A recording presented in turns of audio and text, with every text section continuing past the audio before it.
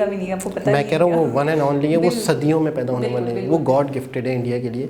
अच्छा, इंडिया को कुदरत ने बहुत सारे गिफ्ट दिए हैं, कुछ ऐसे गिफ्ट हैं जो किसी तालीमी इदारों में नहीं बनते, बिल्कुल ऐसे जो वाकई मतलब मैं वाकई कहती हूँ ना कि ये जेम्स हैं। बिल्कुल। और अस्सलाम वालेकुम, नमस्ते, सत श्री अकाल, कैसे हैं आप लोग? उम्मीद करती हूँ ठीक होंगे, खुश होंगे। मैं हूँ अज़ीका अली और मेरे साथ हैं इतनी बेजारी से अस्सलाम वालेकुम, नमस्ते, सत श्री अकाल। उम्मीद करता हूँ ठीक होंगे, खुश होंगे। दोस्तों जहाँ रहें खुश रहें, माँ बाप का ख्याल करके, माँ बाप है तो सब कुछ है। आज की हमारी वीडियो है केरला से रिलेटेड। हम हर स्टेट की तरक्की के बारे में बातें करते रहते हैं, तो आज जानते हैं कि केरला ने कैसे इतनी तरक्की की। तो स्टार्ट करते हैं अपनी वीडियो को, लेट्स स्टार्ट। ओके गाइस, तो वीडियो का टाइटल है how Kerala became one of the most developed states in India, Kerala model. से स्टार्ट करते हैं वीडियो। दोस्तों, इंडिया के दूसरे स्टेट्स के कंपैरिजन में less poverty, health benefits, education, sex ratio, equality और अनेक ह्यूमन डेवलपमेंट पैरामीटर्स केरला को इंडिया का one of the best govern state बनाते हैं। 2011 सेंसस के अनुसार केरला का लिटरेसी रेट 96.2% है, जिसे यदि जेंडर वाइज देखा जाए तो 96.11% मेल लिटरेट हैं, वहीं 92.07% फीमेल्स लिटरेट हैं। इंडिया की ओवरऑल लिटरेसी 77.7% है, जिसमें मेल्स 84.7% हैं और 70.3 फीमेल्स लिटरेट हैं। हेल्थ की बात की जाए तो केरला की life expectancy at birth 75.3 years है, वहीं इंडिया की average life expectancy at birth 69.4 years है। सेक्स रेशियो में इंडिया के एवरेज पर 1000 मेन में जहां 943 वुमेन मौजूद हैं, वहीं केरला में पर 1000 मेन में 1084 वुमेन मौजूद हैं। ह्यूमन डेवलपमेंट इंडेक्स में भी इंडिया का 2019 में स्कोर 0.645 रहा है, वहीं केरला ने HDI वैल्यू में 0.782 का स्कोर करते हुए खुद को एक गुड गवर्न मॉडल की तरह प्रूव किया। इसके अलावा केरला आज इंडिया का सेकेंड लीस्ट इम्पॉवरिश्ड स्टेट है। 2011 सेंसस के अनुसार केरला इंडिया का सेकेंड मोस्ट अर्बनाइज्ड स्टेट है, जहां इंडिया की एवरेज 31.16% आबादी शहरों में रहती है, वहीं केरला की 47.7% आबादी अर्बन एरियाज में रहती है। नीति आयोग द्वारा पब्लिश 2019 के एनुअल रिपोर्ट में केरला ने सस्टेनेबल डेवलपमेंट गोल्स अचीव करने की लिस्ट में टॉप किया था। Poverty, hunger, education, gender equality, clean water और अफोर्डेबल एनर्जी जैसे 17 गोल्स को अचीव करने के इस टारगेट में केरला ने 75 स्कोर के साथ टॉप पोजीशन रिटेन किया। केरला द्वारा अचीव किए गए ये ग्रोथ टारगेट्स कई इकोनॉमिस्ट, सोशियोलॉजिस्ट और पॉलिटिकल साइंटिस्ट को मजबूर करते हैं कि वो केरला की इस जर्नी की एनालिसिस करें और जानें कि कैसे एक स्टेट जो एक समय पर रेस्ट ऑफ इंडिया की तरह एक रिजिड कास्ट डिवाइड, इकोनॉमिक और सोशल बैकवर्डनेस और लैक ऑफ एजुकेशन जैसे बेसिक कम्युनिटी से जूझ रहा था, आज वो एक बेंचमार्क की तरह उभर कर आया है। दोस्तों, आज हम भी केरला के इसी डेवलपमेंट मॉडल को ट्रेस करने का प्रयास करेंगे। आज इस वीडियो के माध्यम से केरला द्वारा इम्प्लीमेंटेड उन रिफॉर्म्स पर चर्चा होगी जिसने केरला की कहानी बदल दी। इस डिस्कशन के माध्यम से हम देखेंगे कि आखिर कैसे केरला ने एजुकेशन को अपने डेवलपमेंट का टूल बनाया, जिसने उसे इंडिया के मोस्ट डेवलप्ड स्टेट्स की लिस्ट में सबसे आगे खड़ा किया। आइए शुरू करते हैं आज का डिस्कशन। नमस्कार दोस्तों, मेरा नाम है आदर्श और स्वागत है आपका स्टडी IQ में। दोस्तों, केरला के एगैलिटेरियन पॉलिटिक्स के अंडर हमने वहाँ के ग्रेट रिलीजियस लीडर्स और रिफॉर्मिस्ट जैसे श्री नारायण गुरु के ट्रांसफॉर्मेशनल मैसेजेस देखने को मिलते हैं। श्री नारायण गुरु द्वारा सोशल और इकोनॉमिक इंक्लूजन का मैसेज केरला के इकोनॉमिक और पॉलिटिकल पॉलिसी मेकिंग में क्लियरली देखी जा सकती है। केरला के रिलीजन्स ने भी हिस्टोरिकली कम्युनल हार्मनी के सबूत दिए हैं। इसे इस बात से समझा जा सकता है कि पट्टानम स्थित मुजीरीज पोर्ट से ही सेंट थॉमस इंडिया में आए थे। इसी पोर्ट ने 1st सेंचुरी BC से 14th सेंचुरी AD तक अरब्स, यूरोप, मेडिटेरेनियन और चाइना के साथ ट्रेड किया। इसके अलावा 7th सेंचुरी में बनी देश की सबसे पुरानी जामा मस्जिद और 1800 ईयर्स पुरानी कड़ुंगलूर भगवती टेम्पल 15 किलोमीटर के रेडियस में लोकेटेड है। लेकिन इन सारे अचीवमेंट्स को अपने लॉन्ग रूल ऑफ एक्सप्लॉयटेशन के दौरान ब्रिटिशर्स ने डिस्ट्रॉय किया और केरला को इम्पवरिशमेंट की स्टेज पे लाकर खड़ा कर दिया। दोस्तों, स्टेट रीऑर्गेनाइजेशन एक्ट के बाद केरला को जब 1956 में एक इंडिपेंडेंट स्टेट बनाया गया तो उस समय ये इंडिया के one of the poorest regions में से एक था, लेकिन आज वो इंडिया का सेकेंड लीस्ट इम्पॉवरिश्ड स्टेट बन चुका है और आने वाले सालों में वो डेवलप्ड कंट्रीज जैसा लिविंग स्टैंडर्ड्स प्रोवाइड करने के रास्ते में है। इस ट्रांसफॉर्मेशन के पीछे का कारण economist decades by decades Kerala के स्टेट गवर्नमेंट द्वारा किए गए सोशल एक्सपेंडिचर को मानते हैं। स्टेट गवर्नमेंट द्वारा लिए गए इनिशिएटिव्स के साथ पॉलिटिकल पार्टीज की activities, trade unions, community organisations और मीडिया के कोलैबोरेशन ने इस बात को साबित किया कि यदि सोसाइटी के सारे सेक्शंस मिलकर एफर्ट्स लगाएं तो स्टेट को ट्रांसफॉर्म किया जा सकता है। 1970s तक केरला ने land reforms, general education, public health, caste and gender inequalities reduction में कमेंडेबल प्रोग्रेस कर लिया था और केरला ने ये सारे अचीवमेंट्स एक लो पर कैपिटा इनकम के साथ अचीव किए थे। केरला की इकोनॉमी ने लेट 1980s से एक्सेलरेट करना शुरू किया, जो आज भी एक्सपैंड कर रही है। केरला ने एक्सपीरियंस से खुद को एक ऐसा मॉडल बनाया है जहां केवल सोशल डेवलपमेंट इकोनॉमिक ग्रोथ से पहले नहीं हुआ है, बल्कि सोशल डेवलपमेंट ने फास्टर और क्वालिटिवली बेटर इकोनॉमिक ग्रोथ के लिए स्टिमुलस भी प्रोवाइड किया है। दोस्तों, नवंबर 1956 में स्टेट बनने के पहले ही ट्रेवनकोर और कोचिन रूलर के कारण केरला बाकी इंडिया से लिटरेसी के एक्सपेंशन में काफ़ी आगे था। 1957 में पहली स्टेट गवर्नमेंट ने सत्ता में आने के कुछ ही हफ्तों में लैंड रिफॉर्म और जनरल एजुकेशन के लिए कई लेजिस्लेटिव स्टेप्स लिए। केरला एग्रेरियन रिलेशंस बिल 1957 और केरला एजुकेशन बिल जैसे इनिशिएटिव से गवर्नमेंट ने लैंड रिफॉर्म्स और एजुकेशन सेक्टर पे अपना फोकस किया। लेट 1950s में केरला की majority of schools private management द्वारा रन किए जाते थे, जहां टीचर्स की वर्किंग कंडीशन काफ़ी पुअर थी। लेजिस्लेशंस की मदद से केरला गवर्नमेंट ने गवर्नमेंट एडेड स्कूल्स की सैलरी पे करनी शुरू की और उनके वर्किंग कंडीशंस इंप्रूव किए। केरला गवर्नमेंट आज भी इस इनिशिएटिव को कंटिन्यू करती है और आज केरला के 91.9% स्कूल्स इस डोमेन के अंडर आते हैं और 2019 से 20 में इन स्कूल्स में 1,50,000 से ज़्यादा टीचर्स गवर्नमेंट द्वारा एम्प्लॉयड हैं। दोस्तों, केरला की पब्लिक पॉलिसी का एक रिमार्केबल फीचर ये रहा है कि वहाँ की इलेक्टेड गवर्नमेंट्स ने ह्यूमन डेवलपमेंट के लिए स्टेट बजट का एक सिग्निफिकेंट पार्ट एजुकेशन और हेल्थ को डेडिकेट किया। हेल्थ और एजुकेशन सेक्टर में केरला द्वारा स्पेंड किए जाने वाले पैसे 1980s तक इंडिया के किसी भी दूसरे स्टेट के कंपैरिजन में ज़्यादा थे। 1980 से 81 के दौरान जहां सोशल सेक्टर में केरला गवर्नमेंट अपने टोटल बजट का 45.7% स्पेंड किया करती थी, वहीं आज इंडिया के दूसरे स्टेट्स की एवरेज स्पेंडिंग केवल 29.8% थी। स्टेट गवर्नमेंट द्वारा एजुकेशन और हेल्थ में किए गए स्पेंडिंग्स ने रूरल एरियाज में वाइड और लॉन्ग लास्टिंग असर डाला। गवर्नमेंट रन और गवर्नमेंट एडेड स्कूल ने कास्ट, क्लास या रिलीजन बैकग्राउंड को इग्नोर कर सोशल ट्रांसफॉर्मेशन का स्टेज प्रिपेयर किया। स्टेट गवर्नमेंट द्वारा इनकम और वर्क कंडीशन की गारंटी ने टीचर्स को एम्पावरमेंट प्रोवाइड करते हुए प्रोग्रेसिव चेंज का प्राइम कैटलिस्ट बनाया। दोस्तों, इस बात के बाद भी कि केरला की पर कैपिटा इनकम 1987 से 1988 में इंडिया के एवरेज इनकम के मुकाबले 20% कम थी, फिर भी 1993 से 94 आते आते ये इंडिया के एवरेज के इक्वल हो गई। ये राइज कंटिन्यू होते हुए 2004 से 5 में केरला की पर कैपिटा इनकम इंडिया के नेशनल एवरेज से 30% ज़्यादा हो चुकी थी और 2017 से 18 तक यह आंकड़ा 60% क्रॉस कर चुका था। केरला के इनकम ग्रोथ के पीछे दो बड़े फैक्टर्स थे। पहला, स्टेट में डोमेस्टिक डिमांड का इंक्रीज होना और दूसरा, ह्यूमन कैपिटल में केरला द्वारा किए गए इन्वेस्टमेंट का रिटर्न मिलना। केरला में इनकम ग्रोथ लेट 1980 से सर्विस और कंस्ट्रक्शन सेक्टर द्वारा लीड किया गया, जिसने डोमेस्टिक डिमांड इंक्रीज की। 1988-89 से आज तक सर्विस और कंस्ट्रक्शन सेक्टर से केरला 8% की combined average annual growth rate maintain कर रहा है।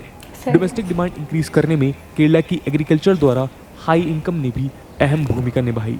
स्टेट गवर्नमेंट द्वारा लैंड रिफॉर्म्स इंट्रोड्यूस करने के बाद एग्रीकल्चर, कोकोनट और रबर जैसी कमर्शियल क्रॉप्स द्वारा डोमिनेट किया जाने लगा। इसके अलावा माइग्रेंट वर्कर्स द्वारा विदेशों से भेजे गए रेमिटेंसेस ने भी स्टेट की डोमेस्टिक डिमांड बूस्ट की। केरला के कैजुअल वर्कर्स द्वारा हाई वेजेस ने भी स्टेट की ग्रोथ प्रोसेस में कंट्रीब्यूट किया। केरला इस टॉपिक में भी दूसरे इंडियन स्टेट से काफ़ी आगे था। 1983 में नेशनल एवरेज के मुकाबले केरला के रूरल डेली वर्कर्स डबल से ज़्यादा अर्न करते थे। 2017 से 18 के दौरान भी केरला के रूरल लेबरर्स इंडिया के दूसरे स्टेट्स के मुकाबले 1.9 टाइम्स ज़्यादा अर्न करते थे। 1.9 इन हाई times वेजेस ने ज़्यादा। केरला के कंजम्पशन एक्सपेंडिचर को इंक्रीज किया। इंडिया के मुकाबले केरला का एक रूरल हाउस होल्ड 1989 से 90 में 3% ज़्यादा कंज्यूम करता था, जो 1999 से 2000 तक 56% तक बढ़ गया। वहीं 2011 से 12 तक केरला के एक रूरल हाउस होल्ड का कंजम्पशन इंडिया के एवरेज रूरल हाउस होल्ड से 87% ज़्यादा था। Reserves of talent. दोस्तों, केरला के इकोनॉमिक ग्रोथ के पीछे अगला फैक्टर था उसका ह्यूमन कैपिटल। एजुकेशन में किए रिफॉर्म्स ने केरला को ऐसा कैपिटल प्रोवाइड किया जिसने साल दर साल अपनी इम्पोर्टेंस इंक्रीज की। मिडिल ईस्ट जैसे ऑयल रिच नेशंस में 1970s से केरला वर्कर्स ने सबसे पहले जॉब और बिजनेस अपॉर्चुनिटीज सीज की। 1980s और 1990s के दौरान केरला से 10 लाख से ज़्यादा लोग विदेशों में माइग्रेट हुए, जिनमें सबसे ज़्यादा वर्कर्स गल्फ कंट्रीज में गए। इन माइग्रेंट वर्कर्स द्वारा विदेशों से भेजे रेमिटेंसेज केरला की स्टेट जीडीपी का 1990s से 20 to 25% तक कंट्रीब्यूट करने लगी। इन रेमिटेंसेज ने स्टेट में कंजम्पशन, इन्वेस्टमेंट और इकोनॉमिक ग्रोथ लीड किया। स्टेट द्वारा पब्लिक एजुकेशन में किए गए इन्वेस्टमेंट ने ग्लोबलाइजेशन और न्यू टेक्नोलॉजीज के इंट्रोडक्शन के समय भी अहम भूमिका निभाई। इंडिया की इंफॉर्मेशन टेक्नोलॉजी विंग जब खुद को एक्सपैंड कर रही थी तो उस समय केरला के स्टेट गवर्नमेंट ने तिरुवनंतपुरम में देश का पहला आईटी पार्क 1995 में बनवाया। आज भी ये इंडिया के one of the largest IT hubs में से एक है, अच्छा, जहाँ largest 60,000 से ज़्यादा प्रोफेशनल्स एम्प्लॉयमेंट पाते हैं। स्टडीज बताती हैं कि 2018 में लगभग 1.8 मिलियन पीपल केरला से यूएसए, यूके और गल्फ कंट्रीज में एम्प्लॉयड हैं। इन इंटरनेशनल वर्कर्स का 1/3 पॉपुलेशन हाई स्किल्ड प्रोफेशनल्स हैं, जिनमें नर्सेज, डॉक्टर्स, इंजीनियर्स, एडमिनिस्ट्रेटर्स और मीडिया वर्कर्स शामिल हैं। अच्छा, यदि इंडिया के दूसरे 5 स्टेट लोग में रहते हैं। एम्प्लॉयड वर्कर्स को काउंट किया जाए तो केरला के लगभग 1.5 मिलियन पीपल दूसरे स्टेट में हाई स्किल्ड जॉब्स एक्वायर करने में सक्सेसफुल हुए हैं। एजुकेशन और हेल्थ सेक्टर के अचीवमेंट्स ने 1990s से स्टेट के इकोनॉमिक एक्टिविटीज़ और एंटरप्रेन्योरशिप को पॉजिटिव शिफ्ट प्रोवाइड करने के लिए बेस प्रोवाइड किया। आज एशिया के leading medical device manufacturing firms Thiruvananthapuram से ऑपरेट करते हैं। यूनियन गवर्नमेंट के लेटेस्ट रैंकिंग पे भरोसा किया जाए तो केरला इंडिया के टॉप 3 परफॉर्मर्स में से एक है, Top जो स्टार्टअप 3 बिजनेस के लिए अच्छा इकोसिस्टम प्रोवाइड करते हैं। जबरदस्त चैलेंज। Coping with new दोस्तों, challenges. आज केरला जब 21st सेंचुरी के थर्ड डिकेड को एंटर कर रहा है, इसके सामने कुछ यूनिक चैलेंजेस आ खड़े हुए हैं। केरला की वर्किंग एज पॉपुलेशन 2021 से 2031 के बीच डिक्लाइन होने लगी है, यानी नेशनल लेवल से 2 दशक पहले ही। इसका कारण है स्टेट का लो पॉपुलेशन ग्रोथ रेट। केरला की पॉपुलेशन ग्रोथ रेट 3.44% है, जो नेशनल एवरेज 17.7% से काफ़ी कम है। इसके अलावा केरला को आज इकोनॉमिक ग्रोथ के न्यू सेक्टर्स को ढूंढना पड़ रहा है जो स्टेट के एजुकेटेड सिटीजन्स की एस्पिरेशंस को मीट कर पाए। At the same time Kerala की इकोनॉमी के कई सेक्टर आज लेबर शॉर्टेजेस फेस कर रहे हैं, स्पेशली वो सेक्टर्स जिनमें मैनुअल और लेस स्किल्ड लेबर्स की ज़रूरत है। जहाँ एक और केरला के इंक्लूसिव डेवलपमेंट ने सभी को बेनिफिट पहुँचाया है, वहीं एजुकेशन का गेन इवनली डिस्ट्रीब्यूट नहीं हो पाया है। यदि पर्टिकुलर वे में कहा जाए तो स्टेट के शेड्यूल्ड कास्ट और शेड्यूल्ड ट्राइब के साथ फिशिंग कम्युनिटीज़ के सेक्शन एजुकेशनल और प्रोफेशनल अटेनमेंट्स में पीछे रह गए हैं। केरला में फीमेल्स की labour force participation rates male से सिग्निफिकेंटली कम है। केरला में विमेन की लेबर फोर्स पार्टिसिपेशन रेट या LFPR 31.9% है, वहीं मेल्स की 78.9% है। लेकिन केरला का फीमेल LFPR नेशनल एवरेज 25.3% से काफ़ी आगे है। लो पार्टिसिपेशन के बाद भी केरला में हेल्थ, एजुकेशन, पब्लिक एडमिनिस्ट्रेशन और प्रोफेशनल सर्विसेज में फीमेल वर्कफोर्स सिग्निफिकेंटली प्रेजेंट है। इसके अलावा केरला की लार्ज विमेन पॉपुलेशन ने इंडिया के दूसरे स्टेट्स और फॉरेन कंट्रीज़ में नर्स जैसे एम्प्लॉयमेंट्स के लिए भारी संख्या में माइग्रेट किया है। केरला का लो फीमेल LFPR स्टेट के कई जेंडर रिलेटेड डेवलपमेंटल एस्पेक्ट में प्रोग्रेस के बाद भी 2 इम्पॉर्टेंट इश्यूज़ को हाईलाइट करता है। पहला तो ये कि केरला एजुकेटेड क्लास के लिए एडिक्वेट जॉब अपॉर्चुनिटीज़ डेवलप नहीं कर पा रहा है, और दूसरा कि कहीं ना कहीं स्टेट में आज भी जेंडर बेस्ड डिस्पैरिटीज़ एग्जिस्ट करती हैं। असम, वेस्ट बंगाल, उड़ीसा, बिहार और उत्तर प्रदेश जैसे स्टेट से शॉर्ट टर्म माइग्रेंट्स आज केरला के लेबर मार्केट में गैप्स को फुलफिल कर रहे हैं, जिनमें ज़्यादातर construction, manufacturing, restaurant, hair cutting salons में एम्प्लॉयड हैं। एस्टिमेट सजेस्ट करते हैं कि आज केरला में माइग्रेंट वर्कर्स की लगभग 3 मिलियन वर्कफोर्स मौजूद है। इसका एक बड़ा कारण है केरला के हाई लेबर वेजेस। केरला में एक कंस्ट्रक्शन वर्कर एक दिन का 1000 रुपये तक अर्न करते हैं, जो नॉर्थ इंडियन स्टेट्स के कंपैरिजन में ऑलमोस्ट डबल है।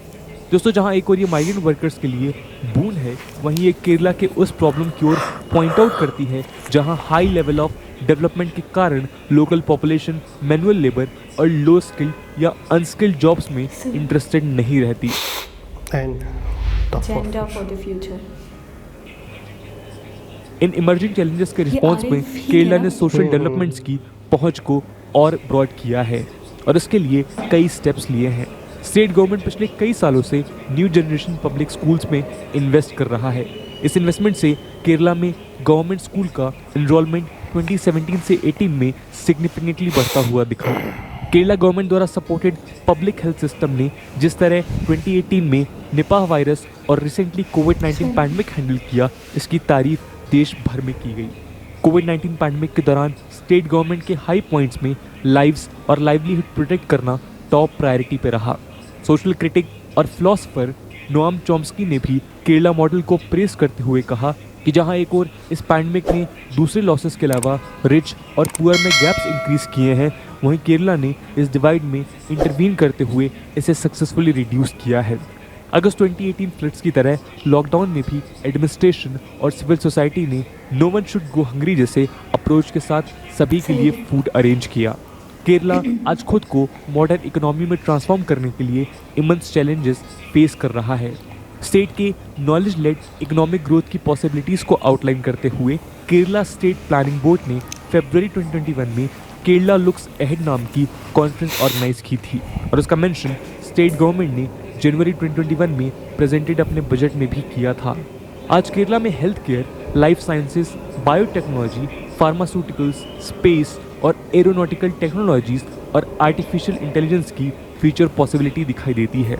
इसके अलावा केरला को आज एग्रीकल्चर और agro processing industries, petrochemical industries, ship building और लॉजिस्टिक्स में अपने पोटेंशियल को टैप करने की ज़रूरत है। दोस्तों, केरला इंडिया में उन चुनिंदा स्टेट्स में से एक है जिसके पास 4 इंटरनेशनल एयरपोर्ट्स और 2 मेजर सी पोर्ट्स हैं। इसके अलावा केरला के नॉलेज ड्रिवन इकोनॉमिक ग्रोथ में उसकी यूनिवर्सिटीज़ और दूसरे एकेडमिक और रिसर्च इंस्टीट्यूशंस इंपॉर्टेंट एजेंट बनने के लिए तैयार हैं। इन डोमेन्स में स्टेट गवर्नमेंट की लिमिटेड फाइनेंशियल ऑटोनॉमी एक बड़ा हर्डल है। फाइनेंशियल ऑटोनॉमी एक बड़ा हर्डल इसलिए है क्योंकि majority of tax revenues central government द्वारा कलेक्ट किए जाते हैं। 2019 से 20 में स्टेट का अपना टैक्स रेवेन्यू स्टेट जीडीपी के कंपेयर्ड केवल 6.4% था।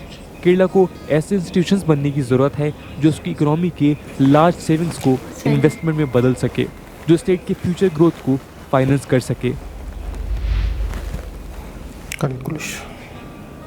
दोस्तों, केरला के लोग आज इस फ्रीडम और हाई स्टैंडर्ड ऑफ लिविंग को एंजॉय कर रहे हैं। वो पब्लिक एक्शन के डिकेड्स की मेहनत का फल है। स्टेट के प्रोग्रेसिव और सोशल और पॉलिटिकल एक्शंस ने सपोर्ट किया। इसके अलावा स्टेट गवर्नमेंट्स द्वारा 1960s से सोशल सेक्टर में हाई लेवल स्पेंडिंग ने इसे सपोर्ट किया है। केरला ने इंडिया समेत पूरी दुनिया के उस आर्गुमेंट को झूठा साबित किया जो कहता है कि गवर्नमेंट स्पेंडिंग इकोनॉमिक ग्रोथ को स्लो डाउन करती है। इसके अलावा इनफॉर्मल वर्कर्स को हायर वेज देने से स्टेट ने ब्रॉड बेस्ड डिमांड क्रिएट किया, जिससे इकोनॉमिक ग्रोथ स्पीड अप हुई। आज केरला से ये उम्मीदें की जा रही हैं कि वो इकोनॉमिक ग्रोथ का बड़ा लीप ले।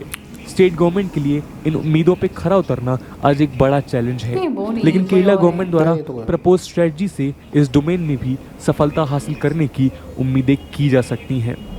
तो दोस्तों, ये है कहानी केरला की और उसके मॉडल ऑफ डेवलपमेंट की। इस पूरे मुद्दे को लेकर आपका क्या ओपिनियन है, कमेंट सेक्शन में ज़रूर बताइएगा। आज की वीडियो के लिए इतना ही। आई होप आपको वीडियो पसंद आई होगी, और अगर पसंद आई है तो अपने दोस्तों के साथ शेयर करना मत भूलिएगा। हम मिलते हैं अगले वीडियो में, तब तक के लिए जय हिंद, जय भारत। जनाब, सारी बातें तो कर ली इन्होंने, लेकिन मैं एक बात बताऊँ, मुझे सबसे मेन चीज़ लगी एजुकेशन। बिल्कुल नहीं, सबसे मेन चीज़ और सबसे बुनियादी चीज़ ही किसी भी स्टेट या कंट्री की तरक्की का दारोमदार एजुकेशन पे है।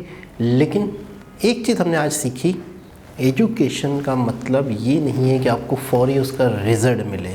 आपको 20-25 साल आपका, देखो आप नर्सरी की जो एजुकेशन होती है आप उस पर फोकस करते हैं और आपको मतलब है कि इक़दामात करते हैं, तो उसके बाद नर्सरी का बच्चा कितने साल का हुआ?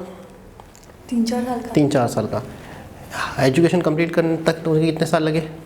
3-4 साल का था। एजुकेशन कंप्लीट करते करते आपको 13 साल लग गए टोटल सारी एजुकेशन? कौन सी? ग्रेजुएशन सब कुछ कंप्लीट 17 साल लग गए, 17-18 साल, 20 साल लगा। 20 साल लगा लें। एक शख्स 20 साल के बाद आपको एक कंट्री या स्टेट का कारामद बंदा बनेगा वो, ठीक है ना? तो इसका मतलब है कि इस एजुकेशन पे काम करने का मकसद है कि आप 20-25 साल का इन्वेस्टमेंट कर रहे हैं आने वाली नस्ल में। बिल्कुल। तो फिर उसके बाद आपको रिज़ल्ट मिलता है। तो केरला की तरक्की का मेन फार्मूला एजुकेशन और हेल्थ, इन दोनों फैक्टर्स पे उन्होंने भरपूर काम किया और उनको रिजल्ट मिला। अच्छा, मैंने एक चीज़ देखी जो वो बार बार हाईलाइट कर रहे थे, 4-5 फैक्टर्स बता रहे थे कि इसके ऊपर काम हुआ, लेकिन उसके अंदर एक जेंडर इक्वलिटी। हाँ, इस चीज़ के बारे में मैंने कभी किसी को बात करते हुए नहीं देखा ना सुना, लेकिन मैंने आज इस वीडियो में देखा कि उन्होंने जेंडर इक्वालिटी को बहुत मतलब परवान चढ़ाया है, बहुत फ़रोग दिया है। तो हमने भी आज भी देखा है, आज भी हम देखते हैं कि बहुत सारे मामलात में जेंडर इक्वालिटी नहीं मिलती। मैंने खुद पाकिस्तान में भी देखा है, नहीं मिलती है, मतलब मिलनी चाहिए। तो इस चीज़ पे भी मैं कहती हूँ गवर्नमेंट को मतलब कुछ ना कुछ इक़दाम करने चाहिए, कुछ ना कुछ काम करना चाहिए, इस चीज़ को भी फोकस में रखना चाहिए। ये ऐसा पॉइंट है जिस पे वर्किंग की आज भी ज़रूरत है दुनिया में। अच्छा, आपको पता है कि हमारे एशियंस लोगों के लिए मिडल ईस्ट एक वर्किंग की जगह है, गल्फ, ठीक है ना? वो कौन सी वर्किंग करते हैं? लेबर से ना, ठीक है ना? हाँ, बस। तो केरला जो है वो इंडिया के अंदर ही एक तरह से गल्फ है। मैंने जो आइडिया लगाया कि सारे ही एजुकेटेड हो गए, सारे ही स्किल बेस्ड लोग हो गए, तो अब लेबर वाला काम ख़त्म हो गया। मिसाल के तौर पे कराची में, अगर कराची को ले लिया जाए तो ज़्यादातर बाहर से आए हुए पब्लिक लेबर का काम कर रही होती है, मज़दूरी का काम कर रहे होते हैं। कोई भी, मैं कहता हूँ बहुत कम लोग ऐसे होंगे जो कराची के अपने होंगे और कराची में बिल्डिंगें बना रहे होंगे मज़दूर। ज़्यादातर पख्तून आबादी है या पंजाब के लोग हैं। अच्छा, बहुत कम आप कराची के कौन से ऐसे लोग बता दें जो सड़क पे खड़े होकर मूंगफली बेच रहे हैं? कराची के अपने लोग नहीं है, बाहर के लोग हैं। अब जो हालात हैं तो हालात बहुत चेंज है। अब तो हर बंदा रिक्शा चला रहा है, मूंगफली बेच रहा है, ठेले लगा रहा है। देखिए, ये स्किल में आ जाता है। मैं मजदूरी की बात करूँगी। मजदूरी जो है ना, ज़्यादातर जिसमें लेबर आप समझ लो, लेबर वाला ज़्यादातर जो है वो बड़े शहरों में। ये जो ठेला लगा रहे हैं या मजदूरी, तो ये मजदूरी नहीं। देखिए, रिक्शा चलाना भी एक तरह से स्किल में आ गया, कारीगर वो हो गया, ड्राइवर हो गया, ये भी स्किल में आ गया। जो ठेले वगैरह लगा रहे हैं, हाँ, ये भी ज़्यादातर जो है ना कराची के लोग होंगे। नहीं, स्किल नहीं है, कराची के लोग होंगे आप कह रही हैं कि, लेकिन मैं देखता हूँ कि यार बहुत ज़्यादा बाहर के लोग हैं, ज़्यादातर पश्तो वगैरह ज़्यादातर लोग हैं। अगर आप मैच्योरिटी की बात करेंगे तो है, लेकिन मैं ये नहीं कहूँगी ज़ीरो, बिल्कुल ऐसा नहीं। सब ही आजकल तो मतलब कुछ ना कुछ कर ही रहे हैं। वो तो एक हालात 19-20 होने की वजह से। तो आप सही कह रहे हैं अपनी जगह। तो मुझे ऐसा लगा ये काम दूसरी कास्ट वाले मैंने देखा था ज़्यादा करते। तो मुझे ऐसा लगा, मैं जो केरला की जो स्ट्रक्चर को समझा हूँ कि गल्फ है इंडिया की दूसरी स्टेट्स के लिए। वहाँ से जो लोग आते हैं, क्योंकि वहाँ पे बताया जा रहा है कि लेबर की अमाउंट भी अच्छी खासी है, डबल है। यानी कि कहीं अगर उनको पर डे की मजदूरी 500 मिलती है किसी और स्टेट में, तो वहाँ केरला में उनको 1000 रुपीज़ पर डे का मिल रहा है। और अगर हम अपना पाकिस्तान लगाएं तो 2000 पर डे, तो बुरा तो नहीं है, बहुत अच्छा है। जबकि दूसरी जगह पे काम ना हो। और ज़्यादातर मैंने ये नोट किया है कि देहात में काम नहीं होता, विलेजेस में सिवाय खेती बाड़ी के और कोई काम नहीं होता। तो वहाँ पर इतनी इनकम भी नहीं होती खेती बाड़ी से, तो फिर वो ज़्यादातर जो है ना शहरों में जाते हैं, मजदूरी करते हैं, काम करते हैं। अच्छा, इस वीडियो से हमने ये सीखा कि अगर आपने तरक्की करनी है तो सबसे पहले आप अपने आने वाली नस्ल को सेहतमंद बनाएं, एजुकेटेड बनाएं। अगर वो सेहतमंद और एजुकेटेड रहेंगे तो इन फ्यूचर वो तरक्की करेंगे। अच्छा, एक चीज़ आपने नोट की कि पहले स्टार्टिंग में वो इस जो रेशो था पूरे कंट्री की, उसमें वो पीछे था, बहुत पीछे था, और अब बहुत आगे। फिर वो उसने कवर किया। अच्छा, और एक और बात, वो बहुत पुअर कंडीशन में था जब उसको मतलब स्टेट बनाया गया है, तब वो रीजन बहुत पुअर था, बहुत पुअर स्टेट में था। और उसके बाद दिन ब दिन अच्छा, मैं एक चीज़ और है, थम्स अप करना चाहिए हमें उनकी गवर्नमेंट को भी। जो स्टेट की गवर्नमेंट थी वो जो भी आई, मतलब चेंज तो हुई होगी, जाहिर सी बात है, जब से स्टेट बनाया उसके बाद से कितनी गवर्नमेंट्स आई होंगी, लेकिन हर गवर्नमेंट का एक ही मकसद था कि केरला को आगे बढ़ाना है, ठीक है।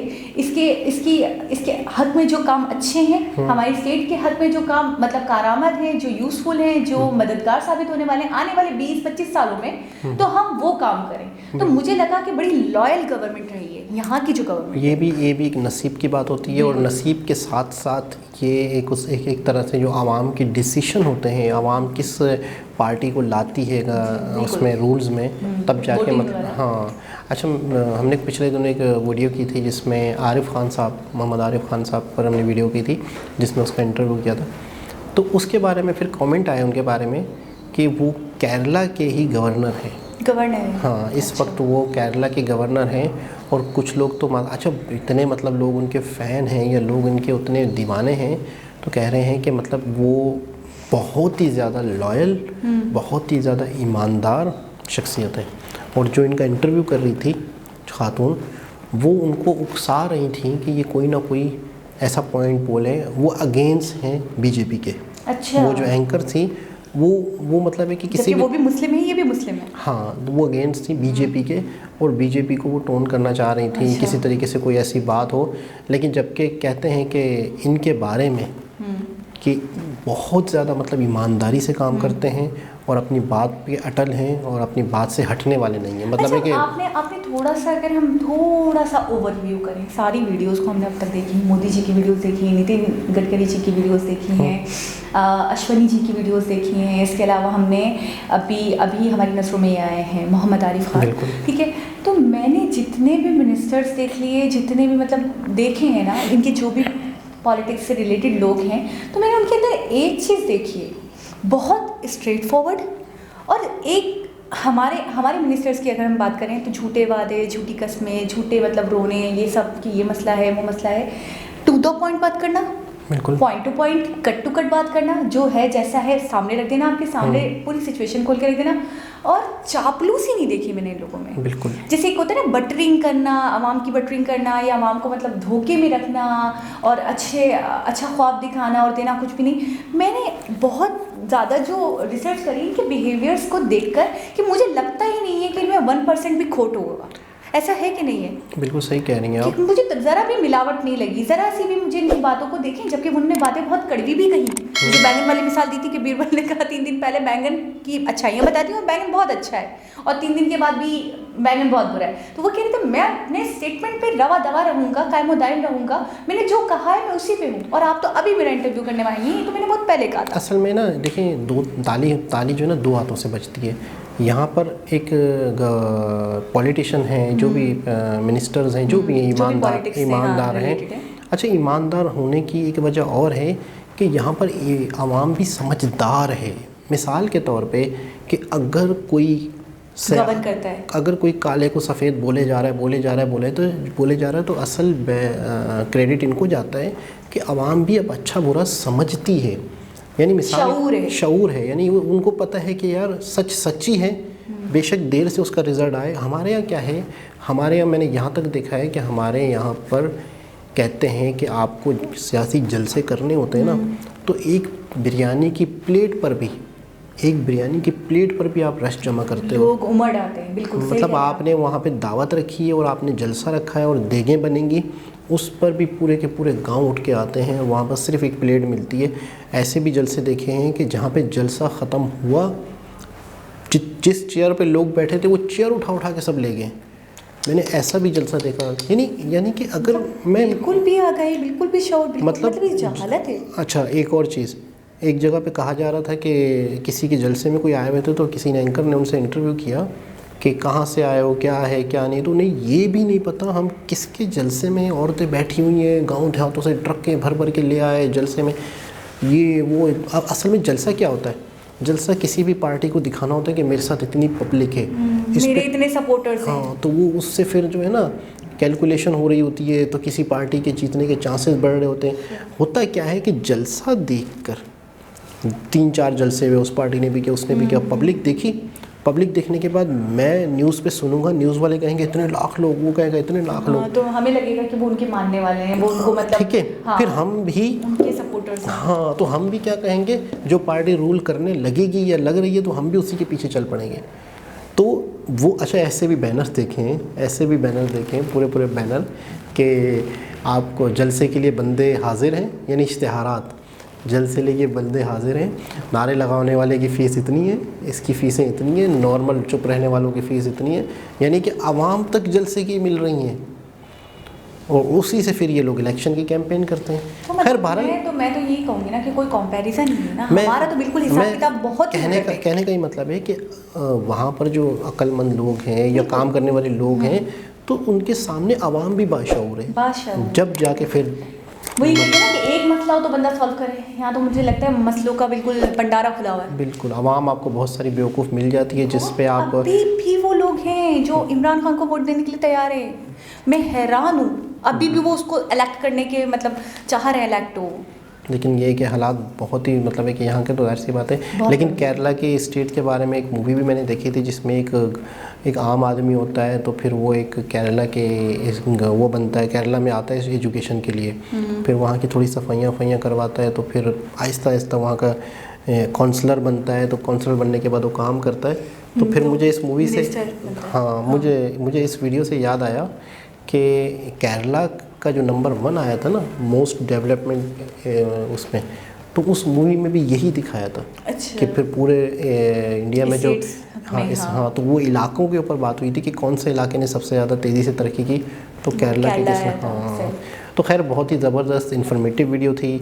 IQ स्टडी वाले जब भी वीडियो बनाते हैं बहुत ही डिटेल से और इंसान को आसानी से समझ आ जाए बात। हाँ, वाकई वीडियो देखकर लग रहा होता है बेतहाशा रिसर्च रही होगी इसके पीछे, उनकी बहुत मेहनत होती है। मैं अगर कुछ बन गया अपने पाकिस्तान का, तो मैं सबसे पहले तो कुछ वीडियो की कलेक्शन लूँगा, फिर उसके बाद जितने भी इलेक्शन भरने के लिए, फॉर्म भरने के लिए पॉलिटिशियन आएंगे, सबसे पहले तो 3 महीने को उनको कोर्स करवाऊंगा, बहुत सारी वीडियोज कलेक्ट की हुई है। नहीं एक नहीं, 3 महीने का कोर्स का कोर्स के अंदर मैं शामिल करी हूँ ना। निसाब क्या होगा, वो निसाब एक खतरनाक वो। तो फिर मुझे पता है क्या लगा स्टार्टिंग में जब आपने बोला कि मैं कुछ बन जाऊंगा, कि मैं नितिन गडकरी जी को उठा कर लाऊंगा, मोदी जी को उठा कर लाऊंगा। मैं यहीं पे जो है उनको नितिन गडकरी जी बनाऊंगा। आप खुद नितिन गडकरी पार्ट 2.0 नितिन गडकरी। लेकिन उनको कोई नहीं छू सकते, उनकी सोच को, वो वन एंड ओनली है। आप ट्राई करिएगा भी नहीं, आपको पता है। मैं कह रहा हूँ वो वन एंड ओनली है, वो सदियों में पैदा होने वाले हैं, वो गॉड गिफ्टेड है इंडिया के लिए। अच्छा, इंडिया को कुदरत ने बहुत सारे गिफ्ट दिए हैं, कुछ ऐसे गिफ्ट हैं जो किसी तालीमी इदारों में नहीं बनते, जो वाकई मतलब मैं वाकई कहती हूँ ना कि ये जेम्स है, और ये वाकई ऐसे जवाहरात, ऐसे अनमोल हीरे कहीं नहीं हो सकते जो इंडिया में है। तो हम चाह कर भी नहीं ले सकते, हम महरूम हैं तो रहेंगे। तो एक बहुत ही ज़बरदस्त इंफॉर्मेटिव वीडियो थी। दोबारा किसी और वीडियो के साथ आपसे मुलाकात होगी, जब तक के लिए अल्लाह हाफ़िज़।